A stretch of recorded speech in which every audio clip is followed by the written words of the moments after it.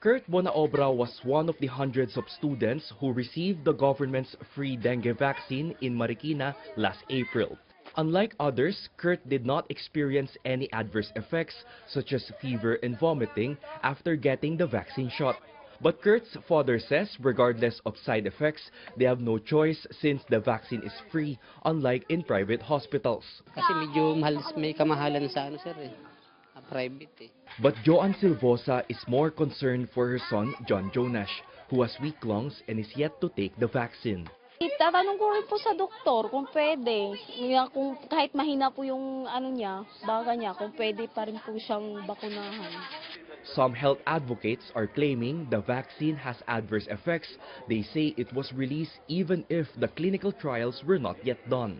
They're also saying the vaccine's efficacy rate is only at 60%, which means it's not yet fully effective to kill the dengue virus. Dapat tinitigil na yan so that we don't expose patients or children to the danger.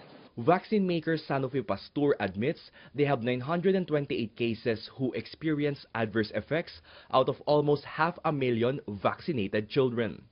27 of these are serious cases, including 2 recipients of the vaccine who died. The 2 deaths were independently reviewed by the National Adverse Event Following Immunization Committee and were judged to be coincidental and not related to vaccination. They're also insisting the vaccine has been approved by the Food and Drug Administration. The House Committee on Health is now conducting a probe into the matter. It will also look at the alleged hasty procurement of the vaccines, which cost 3.5 billion pesos. Health advocates suspect it might have been used as campaign kitty of the administration party during the elections. Former Health Secretary Janet Garin denies the allegations. Dengue vaccination program was not a scam. Bakit ba ipagkakait natin ang bakuna sa mga mahihirap? The committee will resume its investigation next week. Rex Remitio, CNN Philippines.